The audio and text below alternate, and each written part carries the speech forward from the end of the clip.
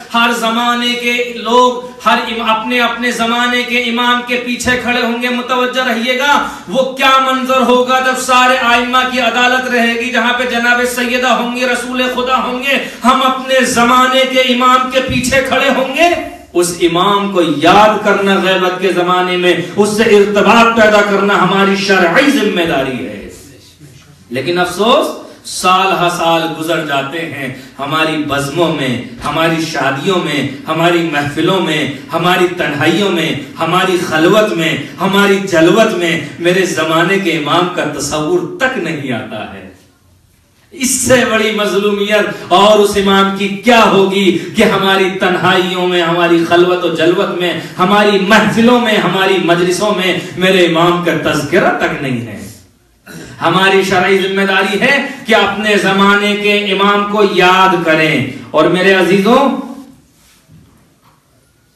اس غیبت کے زمانے میں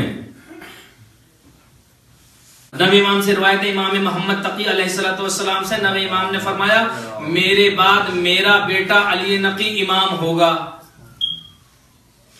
صحابی نے کہا ان کے بعد؟ فرمایا ان کے بعد. اور پھر امام نے فرمایا جو میرا بیٹا علی امام ہوگا اس کی اطاعت میری اطاعت ہوگی, اس کی فرما برداری میری فرما برداری ہوگی. فوراً صحابی نے سوال کیا مولا ان کے بعد؟ فرمایا ان کا بیٹا حسن عسکر امام ہوگا, اس کی اطاعت اس کے والد کی اطاعت ہوگی, اس کی فرما برداری اس کے والد کی فرما برداری ہوگی, اس کی اطاعت کرنا ان کے والد کی اطاعت کرنا ہوگا. اور اس کے بعد امام خاموش ہو گئے. صحابی کہتا ہے میں نے پوچھا مولا پھر؟ کہ بس جیسے ہی میں نے کہا ان کے بعد امام عسکر کے بعد امام کون ہوگا, امام گریا کرنے لگے. امام محمد تقی علیہ السلام رونے لگے, آنکھیں اشکبار ہو گئیں, اور روتے ہوئے فرمایا کہ ان کے بعد ان کا فرزند قائم منتظر امام ہوگا.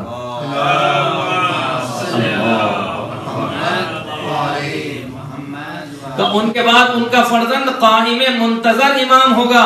جیسے ہی یہ جملے ارشاد فرمائے امام نے, فوراً پھر امام نے فرمایا, امام سے صحابی نے فرمایا مولا جب منتظر قائم جن کا آپ نے نام لیا وہ امام ہوں گے, ان کے بعد ان کو منتظر اور قائم کیوں کہا جاتا ہے؟ توجہ فرمائیں, یہ لقب کیوں ہے امام کا منتظر لقب, اس کی ڈیفینیشن, اس کی وجہ کیا ہے؟ قائم کیوں کہا جاتا ہے امام کو؟ تو فوراً ہمارے نبی امام نے فرمایا اے صحابی سن, جب میرا فرزند غیبت میں چلا جائے گا اس وقت زمانہ ایسا ہوگا کتنے لوگ ہوں گے جو اس کی امامت سے پھر جائیں گے. غیبت کا زمانہ اتنا سخت ترین ہوگا, بہت بڑا طبقہ ہوگا جو اس کی امامت سے پھر جائے گا, جو اس کی امامت کو انکار کرے گا, وہ خاموش بیٹھا رہے گا. پھر اس کے بعد جب زمانہ تبدیل ہوگا وہ ظہور کرے گا, وہ قائم کرے گا, وہ باہر نکلے گا. اور جب وہ قائم کرے گا, اس لیے کہ خاموشی کے بعد جب وہ قیام کرے گا اس وجہ سے اس کو قائم کہا گیا. فوراً پوچھا منتظر کیوں کہتے ہیں؟ فرمایا جب میرا فرزند غیبت میں جائے گا, غیبت کبریٰ کا زمانہ طویل ہوگا, اس کی مدت طولانی ہوگی, اس کا جو پیریڈ ہوگا بہت زیادہ لمبا ہوگا, بہت زیادہ وقت ہوگا.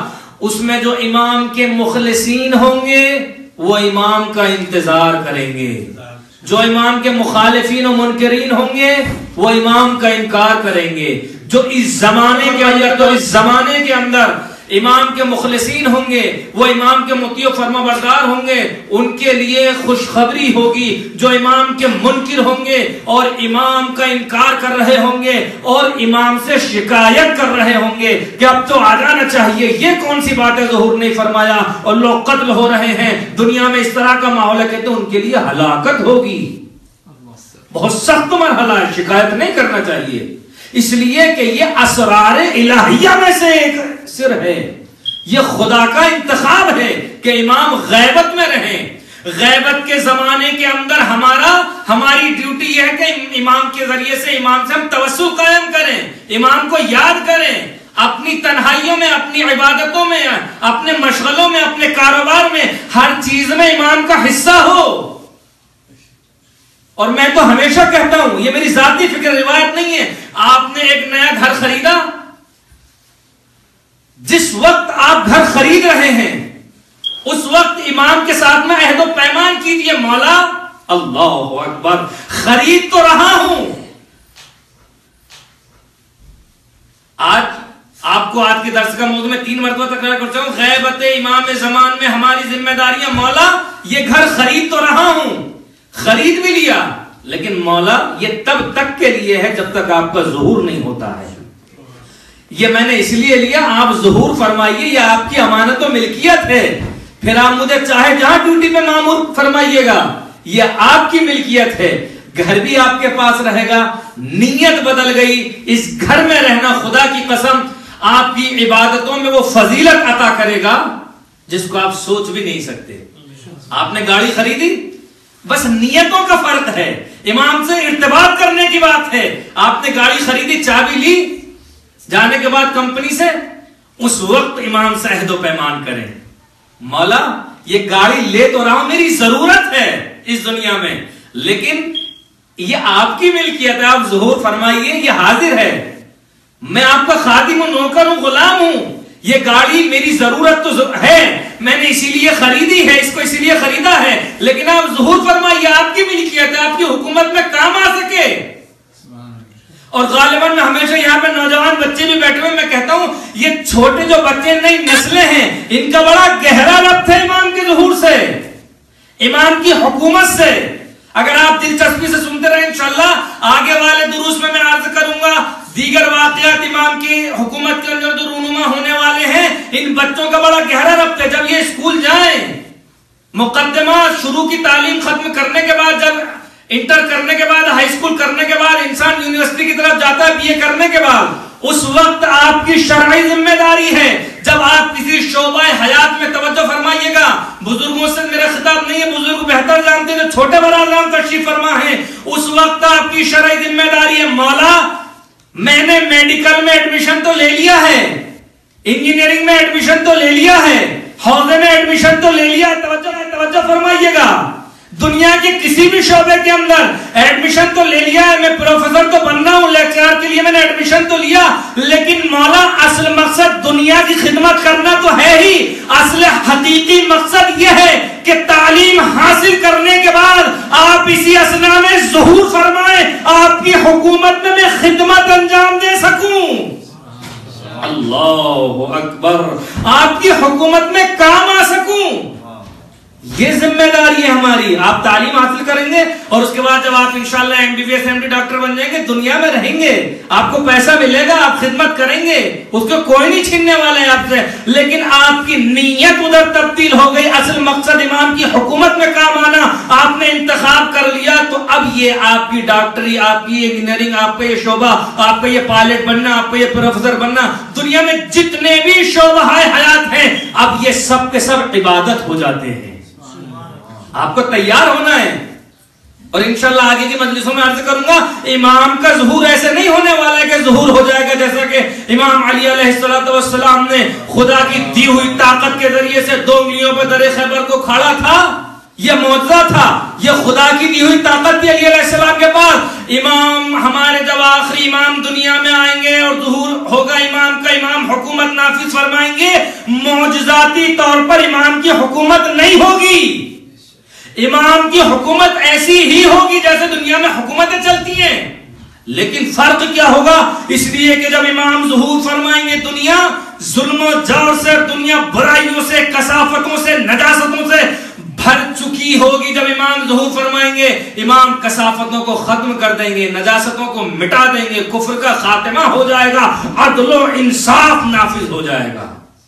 اس کا مطلب یہ ہے انشاءاللہ آئندہ جمعے کو اگر امام ظہور فرمائیں تو یہ سینٹر بریڈ فورٹ کے اندر بیت القائم اسی طرح سے ہوگا، یہ منبر اپنی جگہ پہ ہوگا، یہ دیواریں اپنی جگہ ہوں گی، اگر یہ مائک یہیں پر رکھا ہوا اسی جگہ پہ ہوگا.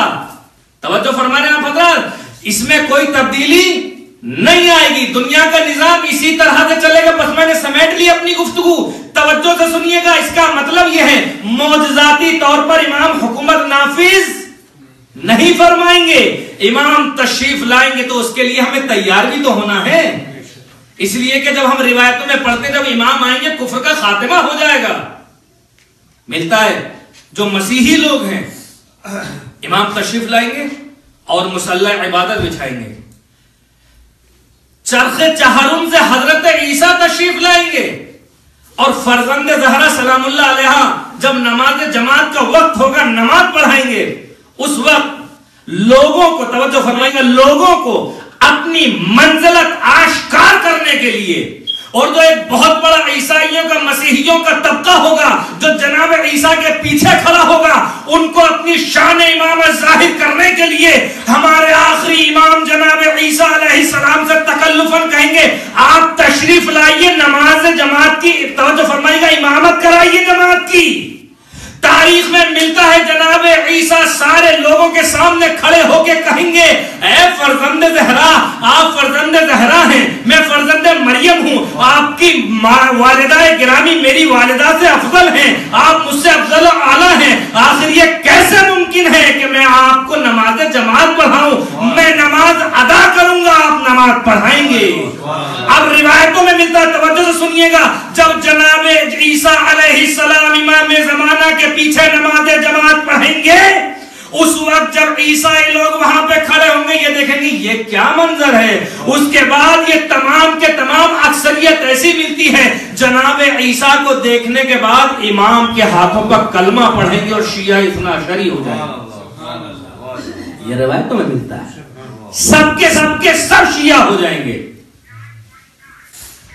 دیکھیے میں نے یہ اس لیے عرض کیا، اب میں حصہ سے عرض کر لوں آپ کی خدمت عالیہ میں، امام کی جو حکومت ہوگی وہ معجزاتی طور پر نہیں ہوگی، سب کچھ ایسے ہی ہوگا. میں بھی نجف اشرف سے بغداد گیا، بغداد سے میں نے فلائٹ لی، میں مصر آیا، قاہرہ رکا اور قاہرہ سے لندن ایئرپورٹ آیا. کیسا آیا؟ پیدل چل کے؟ جہاز میں سوار ہو کے؟ جی جہاز میں سوار ہو کے. تو جہاز چلانے کے لیے پائلٹ چاہیے ہوتا ہے. میں لندن میں تھا، وہاں سے ایک ہمارے دوست ہیں فراز صاحب، انہوں نے ہمیں ہیتھرو ایئرپورٹ سے ریسیو کیا اور وہاں سے اپنی کار میں بٹھا کر کے کنکروز، غالباً کنکروسی نام ہے اسٹیشن کا، وہاں پہ کنکروز پہ انہوں نے ہم آگے چھوڑا کنکروز کے اوپر اور ٹرین پہ سوار کر دیا. پیدل لائے میں، نئی گاڑی میں بٹھا کر کے. توجہ فرمائیے گا. تو میرے عزیزوں امام کی حکومت میں بھی سارے ایئرپورٹ، سارا جتنے بھی ہوائی سسٹم ہے یہ موجود ہوگا، لیکن کافر نہیں ہوں گے. توجہ فرمائیں، مشرک نہیں ہوں گے. تو ان کو ڈیل کون کرے گا؟ ان کو چلائے گا کون؟ اصل میں ہم نے ابھی عملی طور پر تیاری کہاں کی ہے؟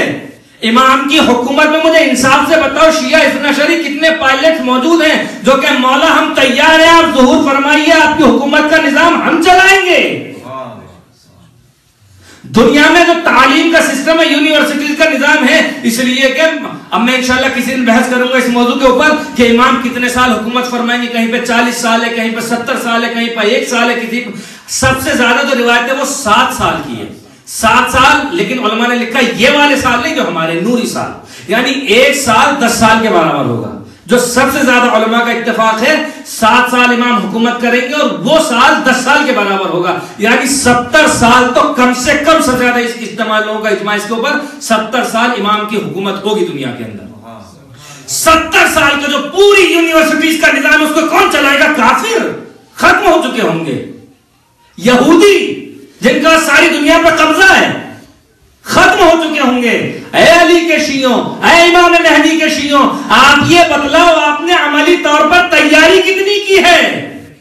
کہیں ایسا تو نہیں ہے ہم اپنی نمازوں میں العجل العجل العجل تو کہہ رہے ہیں، اگر امام نے ظہور فرما دیا ایسا نہ ہو امام تشریف لائے اور آنے کے بعد امام کھڑے ہوں. مجھے انصاف سے بتلاؤ کون ایسا انسان ہے جو کھڑے ہو کے کہے گا مولا میرے گھر تشریف لائیے، میرے دسترخوان میں تشریف لائیے، کھانا تناول فرمائیے، یہ جو گھر جس میں رہ رہا ہوں اس کا خمس ادا کر چکا ہوں، میری گاڑی میں بیٹھیے، اس کا خمس ادا ہو چکا ہے، میرے دسترخوان میں کھائیے، حلال کی کمائی ہوئی پیسے کی یہ روٹیاں ہیں اور اس کا خمس ادا ہو چکا ہے. کتنے لوگ تیار ہیں عملی طور پر؟